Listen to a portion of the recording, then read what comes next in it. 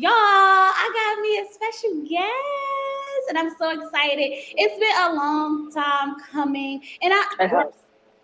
I am like such a fan of your channel. Like I watch Chloe, why are you doing this? Why are you? girl, let me tell you, I be watching from the bushes because I don't like to intrude in people's comments too much. So I always watch from the bushes. So the one time I was like, I had missaid something and you had read my comment and you was like, Chloe Johnson, I watch your channel. And I was like, I oh do. Literally, like, I'm a supporter of the other YouTubers doing the damn thing because I can't. When I came in the game, a lot of you guys were already doing it. So I'm like, listen, I need to pay homage where homage needs to be paid. I'm a fan of all of you. I'm a fan of most of you. So here we are. What's good?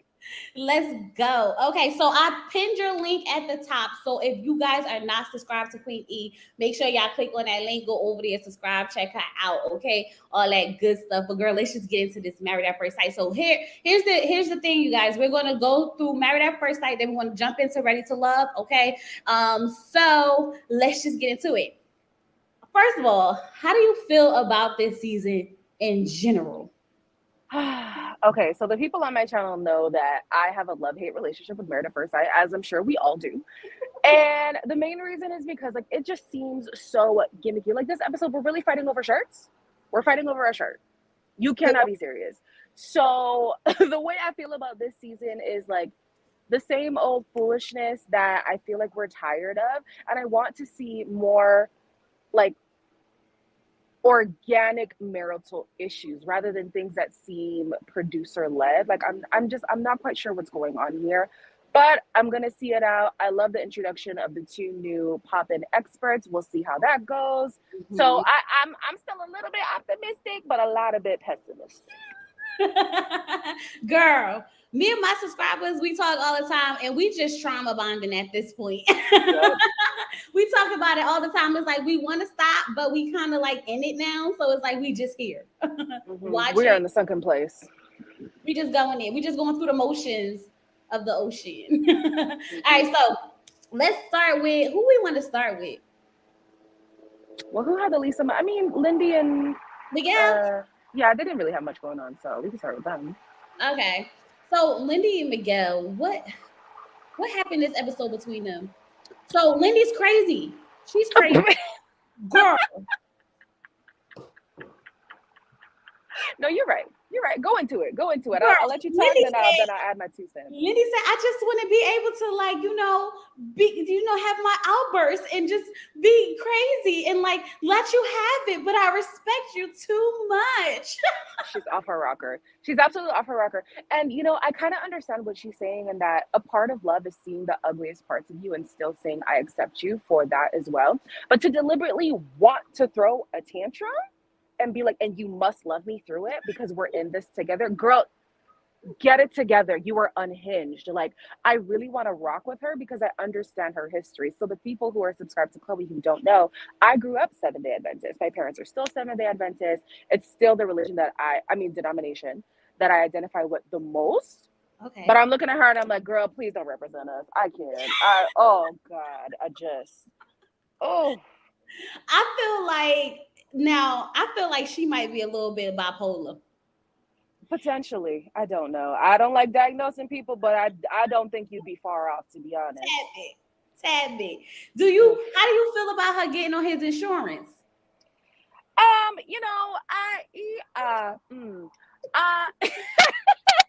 So here's my thing about the insurance. I feel like she would have had an argument if she didn't make it a thing of like, well, I'm your wife. What am I supposed to do? Well, babe, 2 weeks ago, what were you gonna do?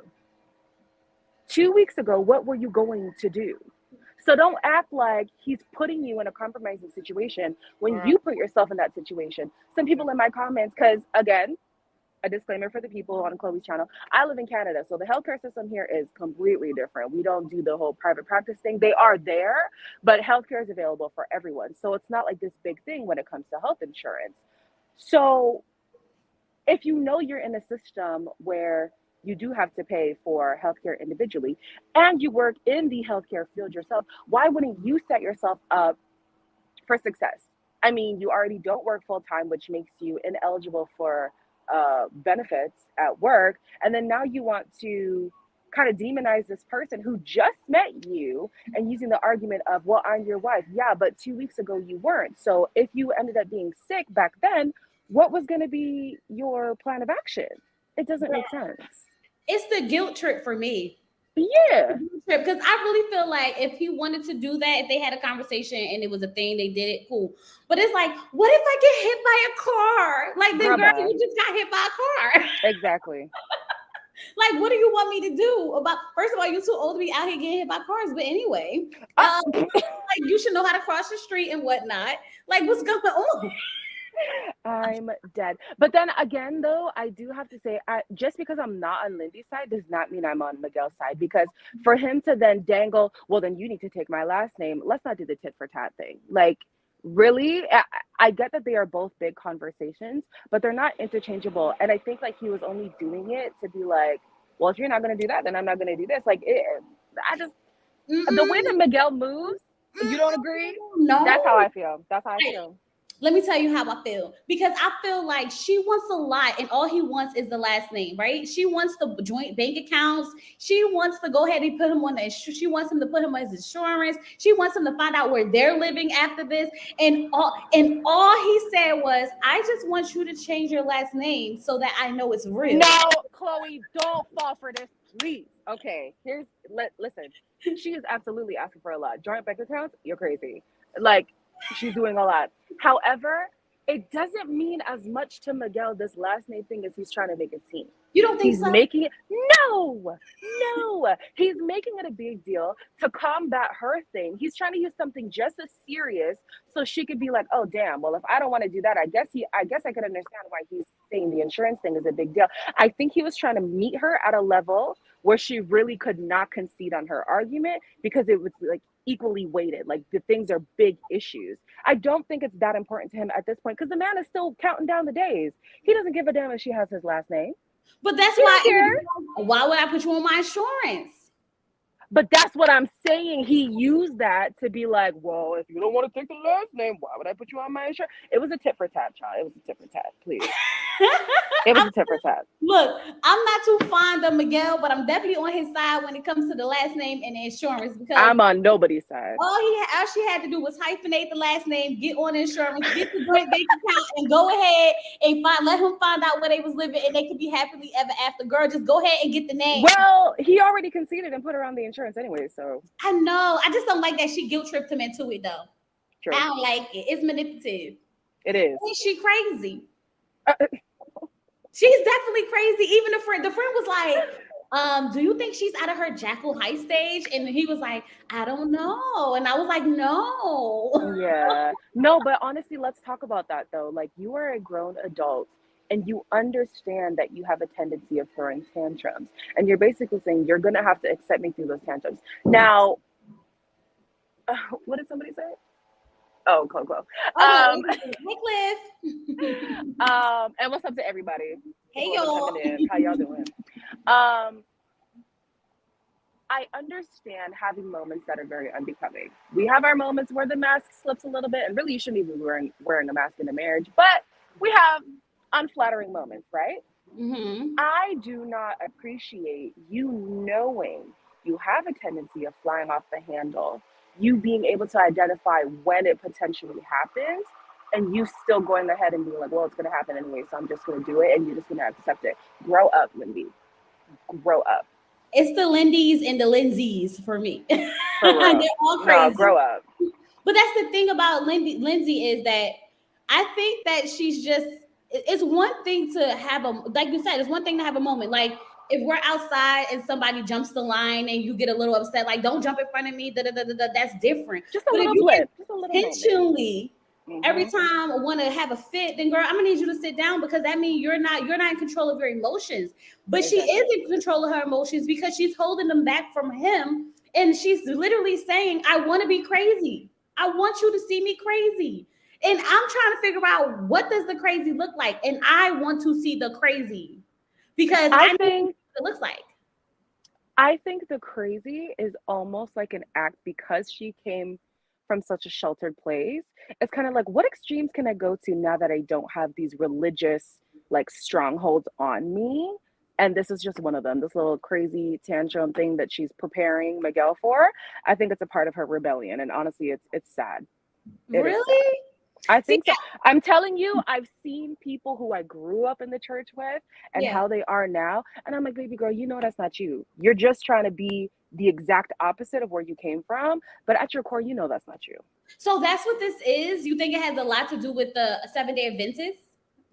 That's my belief based on my personal experience. I'm not saying like this is exactly what's going on for Lindy, but it would not surprise me if this is all a part of her exploring her rebellion. It would not surprise me. I've seen it happen time and time again. I've had a part of it too. Let me tell you, there are certain things, girl, this is going to be so minuscule to people, but even me having my piercing here, I don't know if you guys can see it. That was a part of my rebellion stage. I was like, we're not allowed to get piercings. We're not allowed to wear jewelry. I'm going to do it. I'm going to do it. Like, that's just us. We try to break away so much that we almost do it to the extremes. And it's like, okay, but you know that's not you. You know that's not you. Oh, okay, I get it. It's like church girl. Don't hurt nobody. You can get daddy if you want. If you want to. You can get it popping if you want to. Hey. Yes, that. I get it. But that's the thing. She doesn't want him to tame her because she said, it's like you're going to reel me in. She doesn't want to be reeled in. She wants to be let loose. I can't stand her. Please, let's move on. Let's go. Okay, so do you want to go into, let's go into Ben and Morgan. Sure. Okay, so here's my thing with Ben and Morgan. So this episode, I feel like Ben opens up completely. I feel like he literally put his heart on the line. Baby, I feel like he sat down and he did the therapy work all at one time, and he really like got it all together. And then next thing and like she's just so cold. And the fact that she thinks that she's fixed is the part that gets me through all of this. I'm like, girl, if anybody's hindering y'all's relationship right now, it's you. It's you. And that's not to say Ben is perfect. Ben definitely had a huge blunder at the beginning of their marriage, you know, but he's been making strides, both actions and words. I don't really know what's the drama that's going to happen in the next episode. I don't know what he's going around telling people. So maybe he's not doing as great as he's presenting. But this episode, up until the trailer, I thought he was doing a great job. That's what I felt. I felt like it's one thing to like, his apology was so sincere when he said I was projecting my own insecurities on you. I thought that was very introspective of him. Very nice. Girl, very nice. Like Ben, and then I was looking at him different. I was like, look at his smile. Look at the muscles. Look at he's kind of cute a little bit. Okay, I can see it. Sort of, kind of, maybe. I was all here for it. Okay, then he pulled out the romantic, you know, he had the Korean barbecue. Yes. I'm like, this is my type of guy. And he's emotionally intelligent. Baby, say no more. You want these draws now or later on tonight? Like, when do you want them, you know? No, I'm sorry. It's to keep the draws from him. Until he works out his mama's boy situation, the draws are staying on. Look, staying on. That day, they would have came off. I'm sorry. All right. She said, nah, not buying it. No. I'm not married, so what do I know? Maybe those are the moments where it's like, okay, you could get it, babe. But listen, I'm a single bitter bee at the moment. So they're staying on. They are staying on. Thank you, Dee, for the super chat. She said, y'all two are my faves on YouTube. I love this collab. Oh, thank you for joining us. They're going to have it more often because I can't be bothered to watch the show by myself. Oh, God. I'm reviewing it with Chloe. I have some kind of motivation to watch this damn show.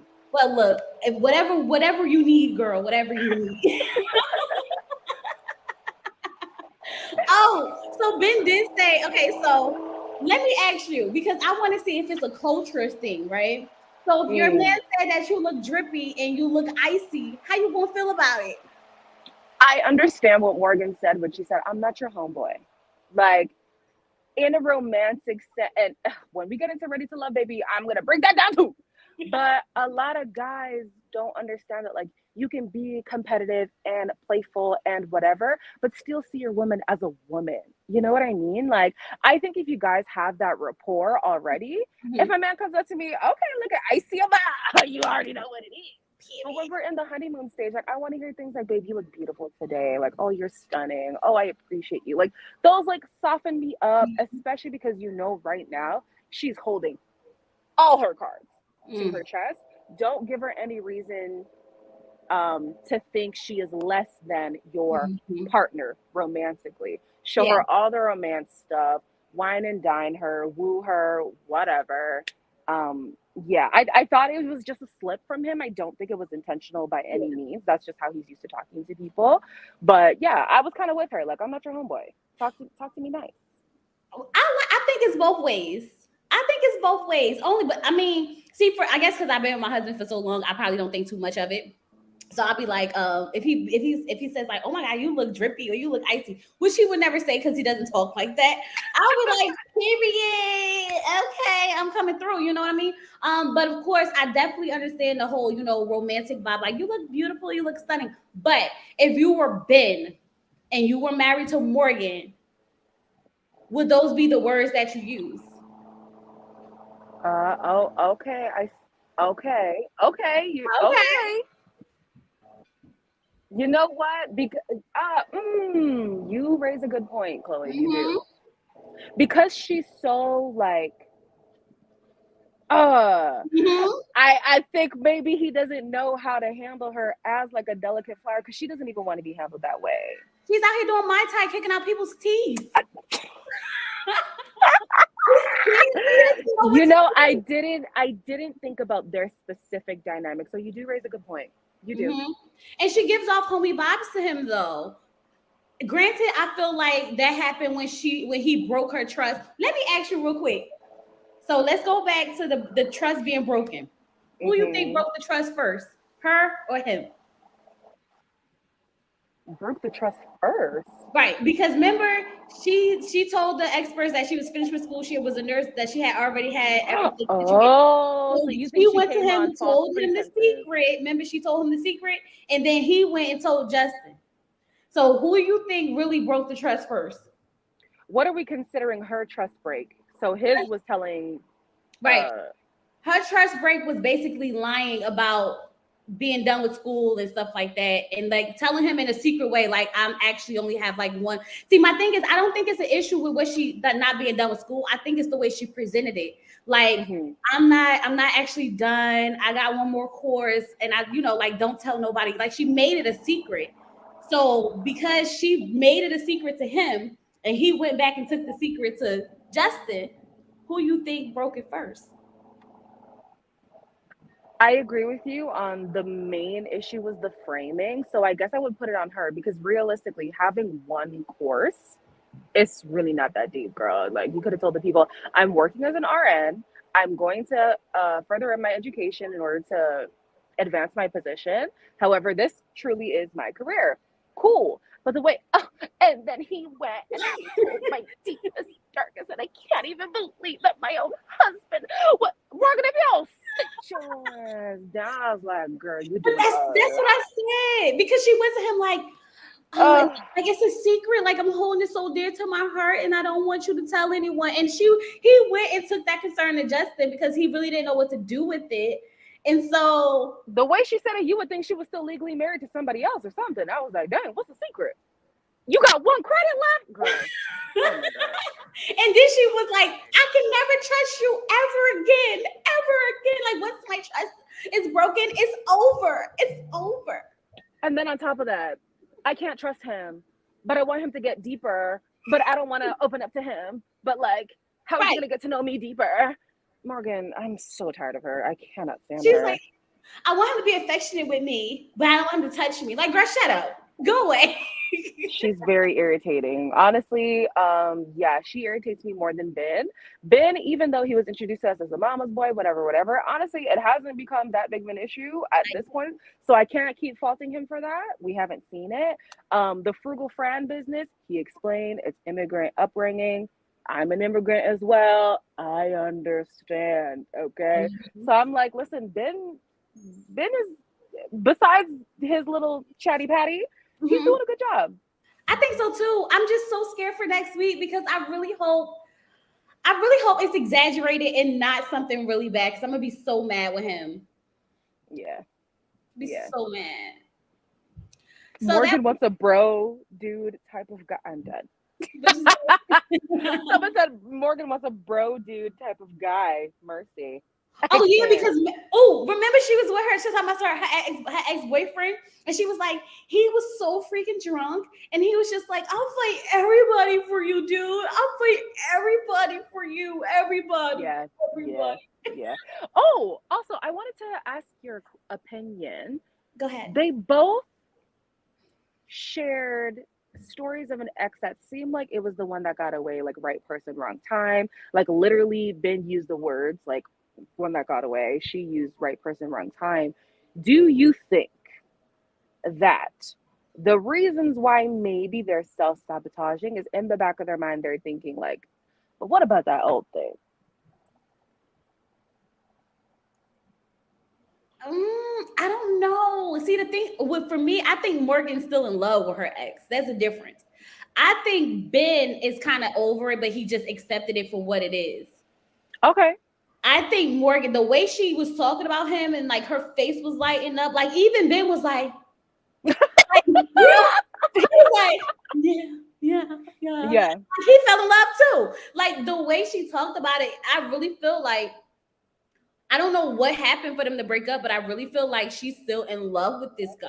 And that's probably why she can't open up properly and why she's ready to run and be done with it immediately. Because honestly, that little old thing that they had in the beginning is not enough to be losing all the trust absolutely not. the entire marriage. Absolutely not. I think she's holding on to that old thing in the back of her mind. And maybe if this doesn't work, hey boo, how you been? Hey big head. How you doing? Stinky butt. Me. Exactly. Child, I don't know. That's interesting. I ain't never think about it like that, but now that you say it, she probably is self-sabotaging because she know deep down in the back of her mind she still want her ex, and maybe she think like after him seeing her on TV, he'll be like, nah, she's a catch, like she's the thing. I don't know. This is all allegedly. Allegedly. Who's next? Who is next? Let's go to let's go to you want to go to Stacia and Nate? I'm like, who is all these couples we speak of? You know what? Can we actually do the other white couple before we get to the black ones? Oh God, Mitch and Kristen. Yeah, let's do them. You start. Mitch is a Mitch. Period. Mitch is a Mitch. What an unfortunate name, but it's so fitting. This man, okay. I'm not gonna lie though, when he was talking about the whole property flipping thing that what's her name? Kristen wants to do, I can see his perspective. How could you be a vigilante for, I'm gonna call it equal housing. I don't know what it is, like affordable housing for everybody, but then you yourself are adding to the gentrification of certain neighborhoods. I could understand the thought process of where he was coming from. Go ahead. But did she say that's what she was doing? Not necessarily, but I'm saying I could understand how his mind went there. I mean, I get that part, but he never let her go into details about what the plan was. She said, my plan is to buy houses with my money and make them nice places for people to live in. Yeah, that's true. Who's to say that they're not going to be affordable housing? Who's to say that they're not going to be for the working class people? Who said any of that? He went there. Right. Being negative. Yeah, he's so negative. Oh my gosh, he's so negative. I hear you, and I agree. I think I understood him a little bit in that moment where I was like, how could I be a proponent for all these things when it comes to the environment and looking out for society and all that stuff, but then I'm adding to the whole, I don't know, gentrification of it all. Like I could see that. But then really where he loses me is his environmental extremism. I think that he along with the experts set whoever was going to be set up with him up for failure, because if you knew it was this serious to you, go and find somebody who matches that, because nobody's going to live up to the expectations that he has. And quite frankly, he doesn't want to bend. He's arrogant. He's a Karen or whatever he's a Kyle, or actually let's just go with his name. He's a Mitch. So it's really hard for anybody to come into this thing seeing it as a partnership, if he doesn't ever want to concede any kind of argument. I mean, they fought over the whole t-shirt situation because he feels like you should never impose a gift on someone, especially a materialistic one, because now you're putting them in a box. And I'm like, it was a t-shirt. She didn't buy you a dog. That's now a responsibility. You know what I mean? Yeah. It was a t-shirt, and it also was a gag. Like, it was a gag joke. Like, oh my, I can't. See, the thing about Mitch for me is that I feel like he's fake woke, and I don't like that. Because for one, and I said this in my review, Mitch gives me like, he says like, oh, I can't live in a nice house and have a nice car because like, how am I supposed to fight for people? And I'm just like, how about you do what you can do for the people besides trying to come down and be poor with us? How about you invest in these communities? How about you give back to the people? How about you do these things to help people come up out of poverty instead of trying to be part of poverty, and so that you could feel part of the people? I don't like that. I don't like it at all. I ain't here for none of that, because it's like, you don't want to have nice things because we don't have nice things. Is that what you're trying to say? It's like you're trying to say you don't want a nice house and you don't want a nice car. Like, people who are growing up in poverty don't want nice things. Like, boy, bye. Like, you can't relate. But then he kind of modified it, and he was like, just because I can afford a private jet doesn't mean I need to get a private jet, but I can go first class. Well, like, he was saying like, no, okay.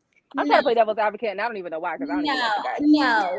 He tried to say it because, like, you could tell that's not what he's trying to say. That's just what he said, because he puts her down for wanting nice things. Like, it's not even just basic having a nice house. Seriously, I mean, that's below. You can't have a nice house. You can't have a nice car. Like, who said that?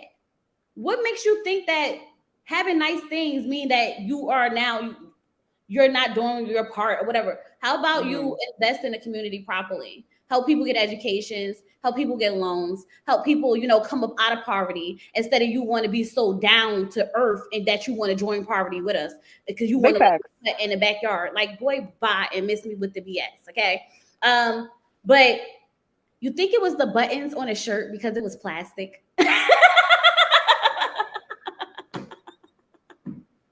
I don't even want to talk about it, to be honest with you. I'm not talking about this damn shit. That's the dumbest argument I've ever seen in my life. I do have to get on Kristen, though. Go ahead.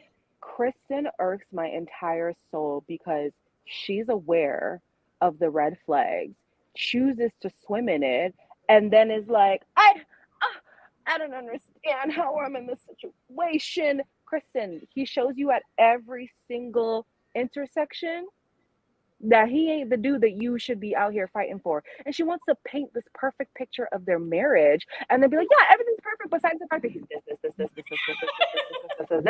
So he's not perfect. Stop faking the funk. It's okay to be like, listen, I didn't get what I wanted. This is not going the way that I wanted to go. And I am frustrated. At least from there, you have a point of reference where you can work off of. But to pretend like it's perfect, Justin and Alexis do the same thing, and that pisses me off as well.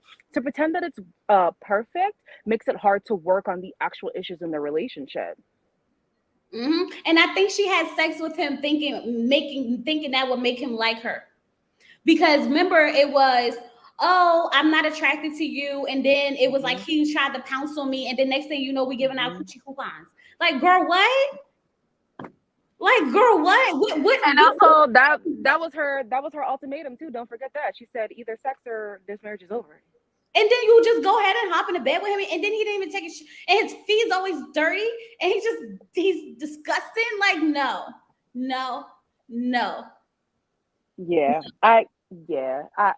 They both irritate me. Him, it's just because, like, if you knew you were this hardened, this rigid, this stubborn, don't apply for something that requires you to bend and requires you to be open and vulnerable, because that's not you, baby. That's not you. Go ahead, marry the damn earth, handle your business over there. And then with Kristen, you blew your life savings before on a partner. You know how deep you go when it comes to falling for the wrong guy. Be a little bit more analytical this time around. Like, it's really irritating me that she's doing the exact same thing when she doesn't have to. Like, she's been taught in the most experiential way that turning a blind eye to these red flags does not do you a service. So why are you doing it again? And willingly, like on the after party, she's like, "Oh, I know it's a red flag. I know. She's So desperate. stop." They both are. Desperate. The girl was desperate enough to buy her own ring. The girl was desperate enough to pay for her own wedding and her own reception. She's desperate. And I honestly feel like she's at the point where I have to make this work because I have no other options. I already dragged my father into this BS to walk me down the aisle. So if I don't make this work, I'm going to look stupid again. I'm going to be on another honeymoon by myself with all my family. She's desperate and she doesn't want to look like a failure. And it's unfortunate because she's stuck with a failure. Yeah. I just can't. Like, I just can't. Everything about Mitch drives me freaking insane. Like, I just know he doesn't wash between his balls. And I just cannot. And then, like, for him to be so arrogant and so like I just can't. Girl, He doesn't wash between his balls. Tell me he wash every scene they in. Don't it look nasty? Every scene. Think about every scene. Don't it just look nasty? No, it does. Ugh. It does. All right, moving on. That's enough for Shirtgate 2022. Yeah, we're done. And I also want to highlight a comment that somebody said where it's absolutely right. They said, oh dang, I think I lost it. Is it this one? No, I found it. Flipping houses typically, is it which one? No. Flipping houses typically helps people purchase an upgraded home at a reasonable price. It doesn't always mean gentrification or redlining, which is absolutely true. Right. I just think I can understand how his mind went there. Yeah. But you're right. It's not an equal exchange. Absolutely. That's because he's so fake woke that he automatically goes to that point. It's like you don't even give her the chance to explain how she wants to do this. What's the plan? Exactly. Like how many houses she plan on buying? Did she say she want to buy up the whole neighborhood and make it for, overpriced for people? Did she actually say that for you to assume that? It's like he's going into these things that he thinks that he's projecting all of his environmentalism on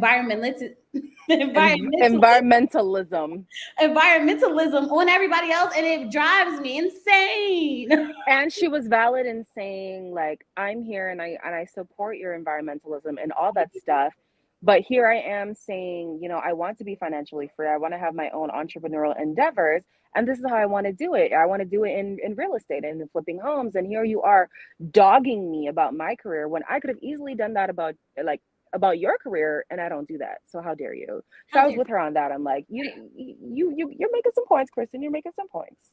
He doesn't support anything she does or say. She said, what in the puppet mastery is happening? Yes. What in the puppet mastery is going on here? Yeah, it's a madness between them. Honestly, I'm so tired of it.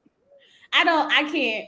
I just wish they would just cut their losses. But baby, when he's going to continue to keep, pumping and dumping, and then he's going to leave her on decision day, and that's going to be it. And it's going to be all her fault. Pumping and dumping, because that man is not going to inseminate that woman. He will not do it.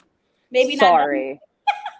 I'm so sorry. Let's move on. I'm getting slick. My mouth is getting slick, child. Okay, let me reel it back. Please. Okay, so Stacia and Nate or Justin and Alexis? Which one? Let's do Justin and Alexis because I got some words for Stacia. Okay. Justin, first of all, Alexis gets on my nerves. And so does Justin. They equally both get on my last nerve, okay? I agree. I need for her to take some accountability in her part. I need her to stop making it seem as if she's in love with Justin when she never was in love with Justin. Chloe? Is that you saying that? Girl, it is. Because for y'all who don't know, Chloe was up there on another YouTuber's channel talking about, I believe in their romance. I believe the love. And I said, Chloe, don't make me have to cuss you out in the DMs. But now you're talking about you don't believe. Oh, she gone. Come back and face us. Because you sat up there on that YouTube channel. And I was like, Chloe, I know you're not lying about this damn Alexis. She don't love that man. It's true. I'm glad you've come to your senses. I love it. This is great. Keep it going. I did. It took me a while. I didn't want to admit it. Mm. I had to. Because she walking around telling everybody, I have love for him. I love him, but I'm not in love with him. Got that man thinking that she's in love with him, and he's trying to Exactly. win her back over and everything. It's just giving. I just can't like. It's like she's take everything and throw it all on him, and I don't like that because even though he does play a part in it, she manipulates him through being angry, knowing that he's a yes guy and he's going to bend over backwards to try to make this right. And I don't like that she's trying to make him get rid of his dog after sending that dog to doggy jail. I don't like none of it. None of it. This is warming my heart, Chloe. I'm glad you've seen the light. I was ready to reprimand you, but I'm glad we're on one accord. This is great. This is great. I love it. I never believed Alexis. Not for 1 second. And I have somebody, I love you, girl. When you see this video, I love you. But this girl be riding for Alexis. She's like, you don't know that she doesn't like him. You don't know. And I'm like, everybody knows. Everybody knows. Okay. I think she really wants to give the experiment a try, regardless of who she was partnered with. But she already knew as soon as she made eye contact with that man that she's already curved multiple times. She knew, oh shit, I'm gonna have to make something up. Because if I come off like the Alyssa, it's not gonna end good for me. And unfortunately, the worst thing that this couple did for their marriage was to say that they loved each other.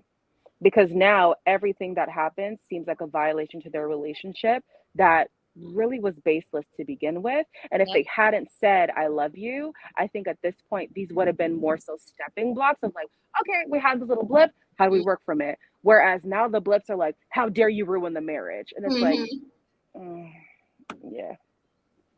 yeah. I'm sad though, because see, Miriam, I'm sorry. I don't even see it as infatuation. I don't think she liked that man. I don't. Maybe she's saying Justin is infatuated. Oh, okay. Everybody knows except for Justin.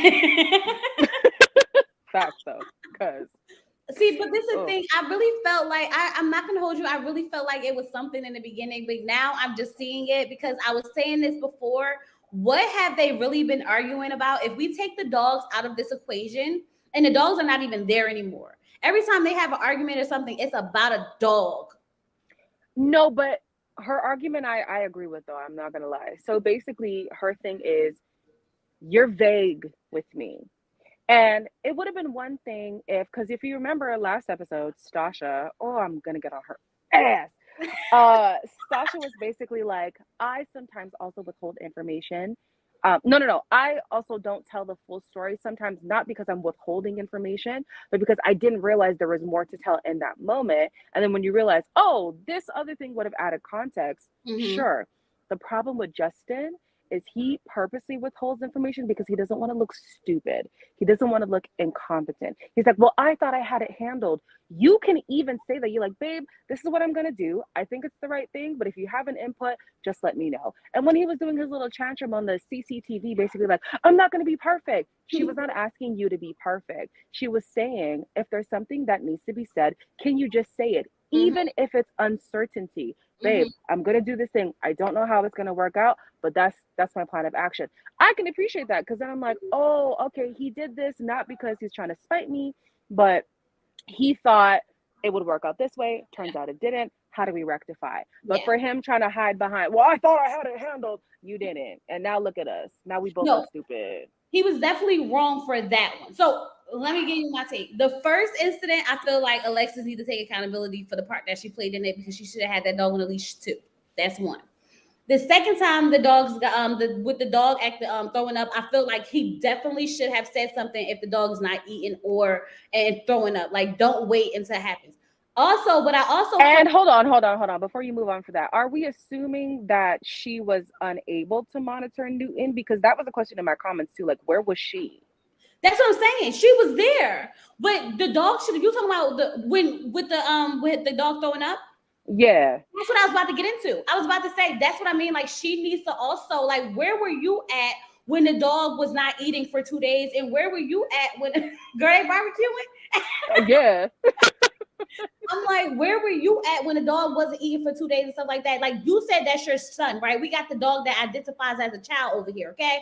So if that's your son and you know that your son has not eaten for 2 days, where have you? This is what I mean by taking some accountability for herself. Also, they said in my comments last time that she left him with the dog for 2 days after that. Oh. But that's your son? Yes. But that's your son.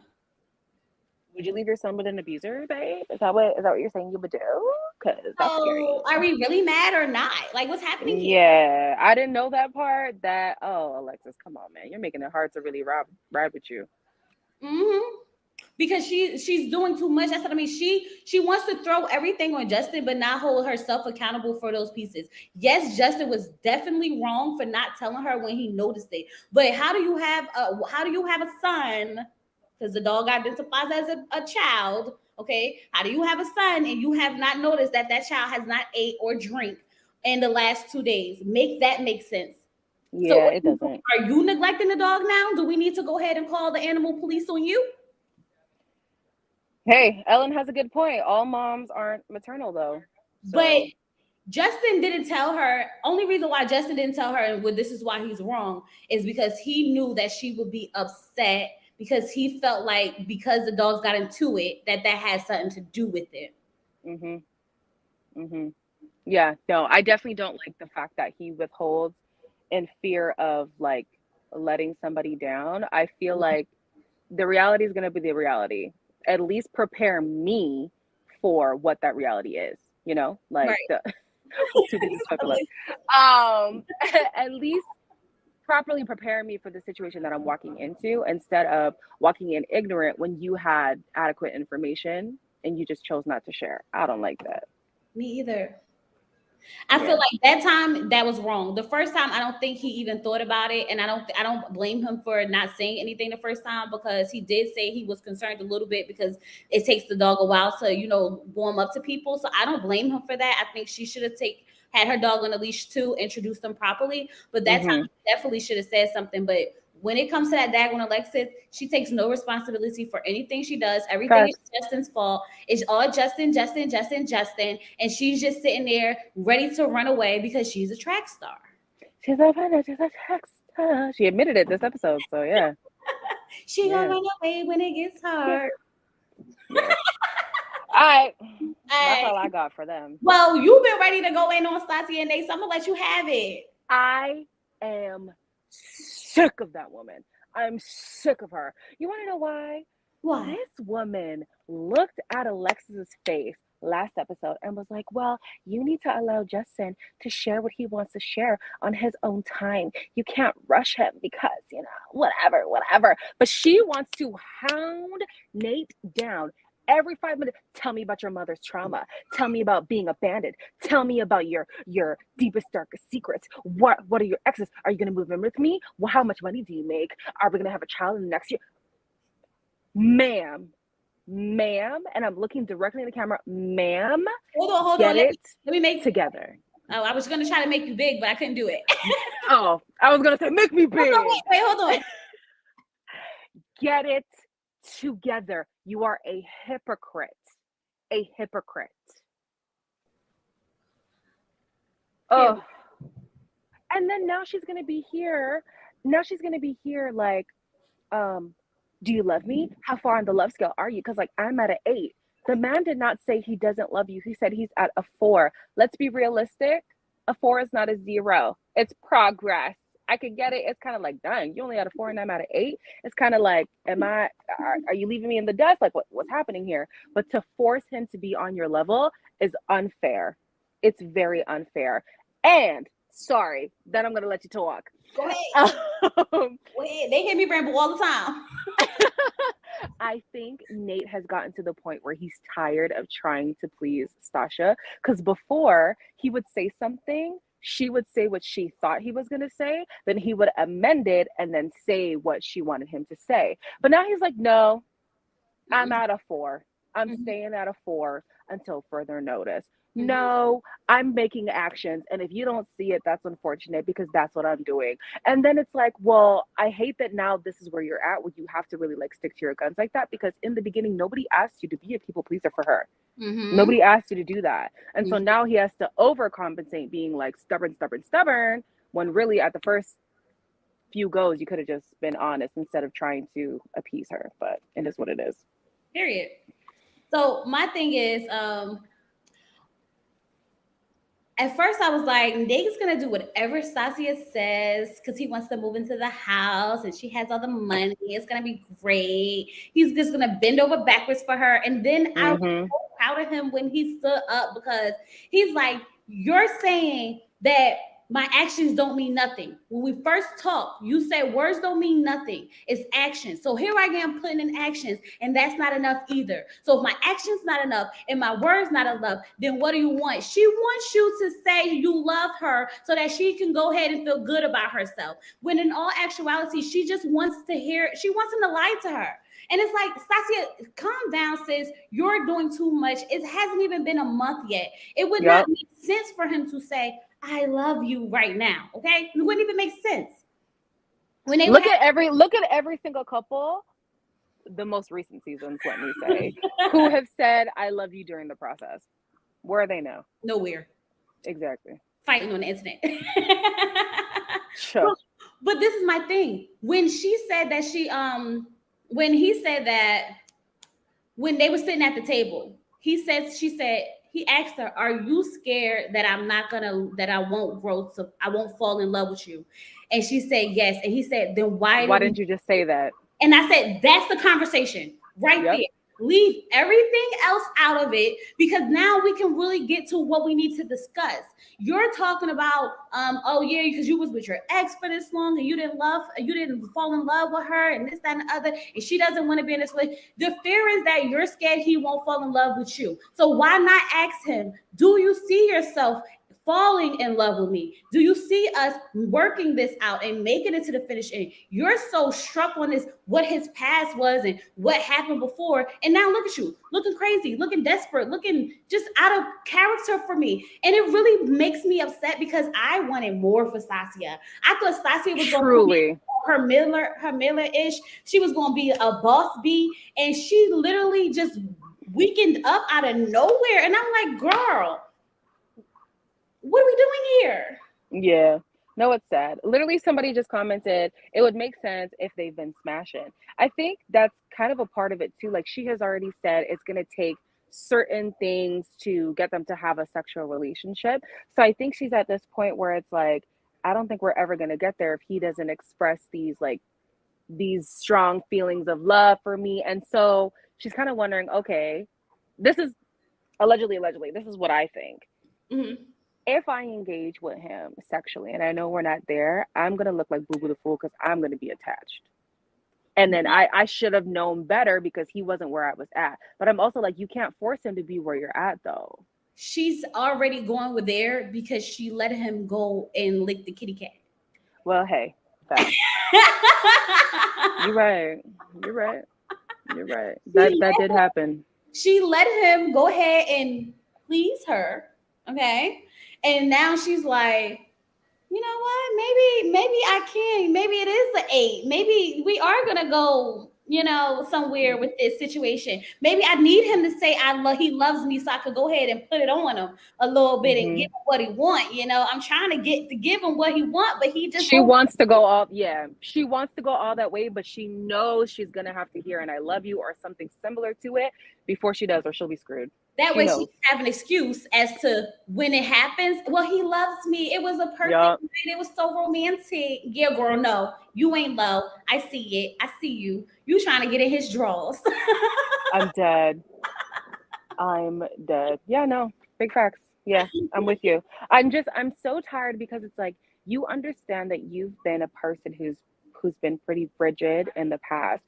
And so here you are at a time where you can just allow things to progress naturally. I'm not even going to lie to you. This is something that I'm going through with my personal situation. I have to fight my natural instinct to want to control, because that's what I've done in the past. And that's what has led me here. So in this situation, if I really like this person and I'm really trying to make it work, I'm going to have to fall back and let things develop naturally. Like, babe, you cannot speed up the process, because potentially you're going to be stuck with a partner that's going to resent you for making him commit to things that he wasn't ready to commit to at the time.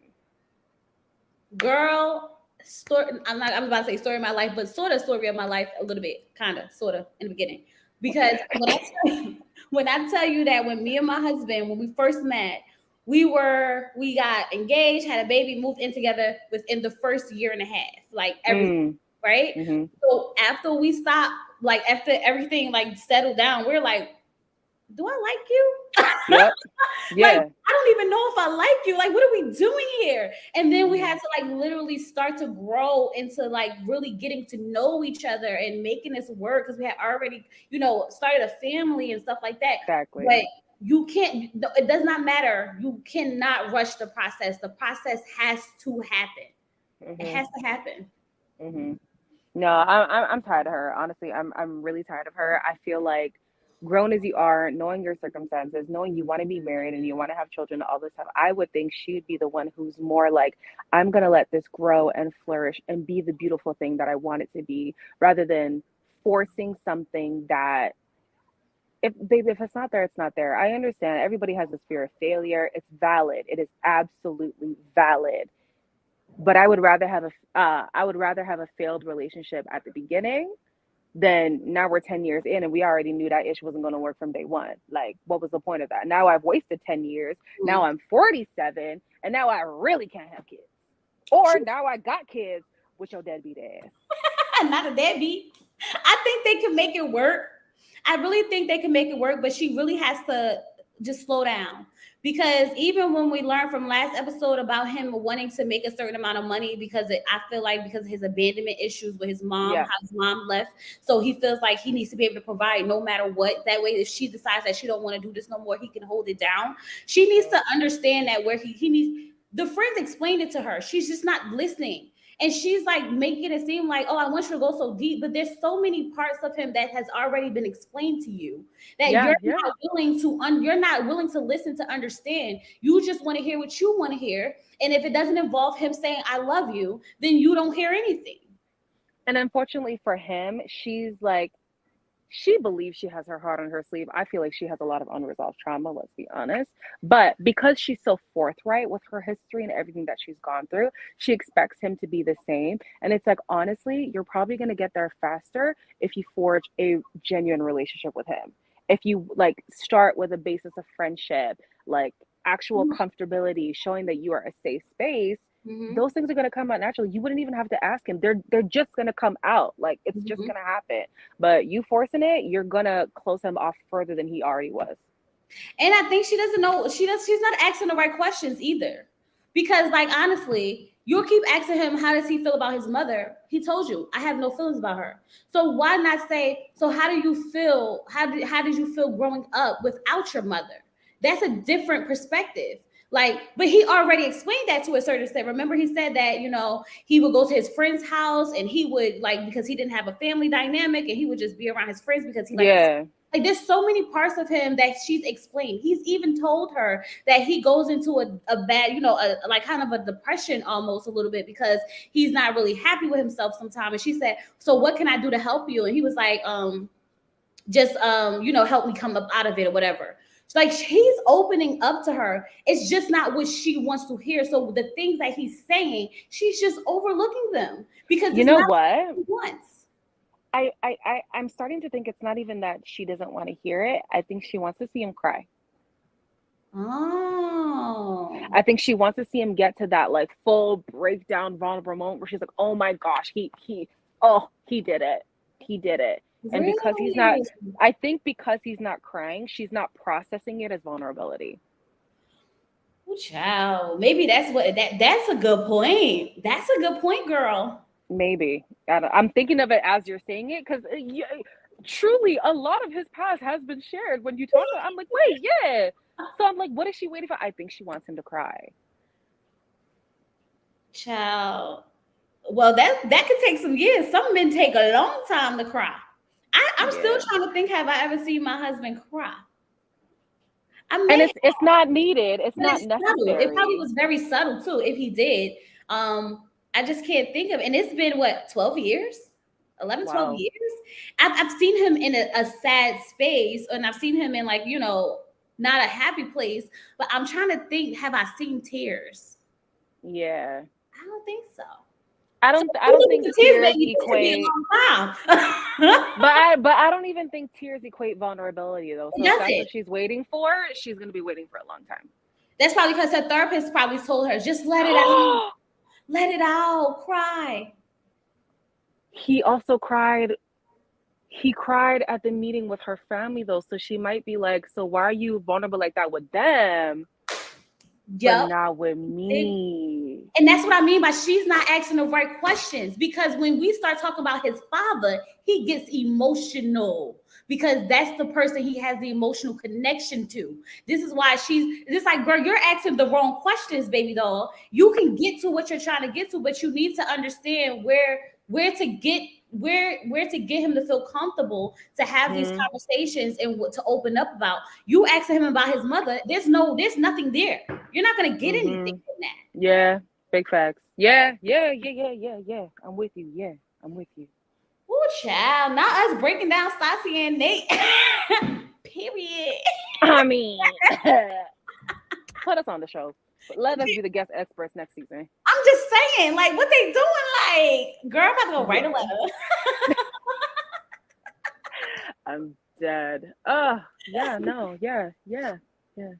Looks like it's gonna rain. Oh my gosh, please don't. Oh, you never seen it either. That's what I'm saying. It could be years before you see some tears, baby. If you're looking for tears, you might never get them. Might not. No, but she has seen it. Oh yeah, she said I've seen it. Oh, is he a Cancer? Is Nate a Cancer? I don't know. But y'all, that was married. Do we have anything else you want to add to Married at First Sight? No. Girl.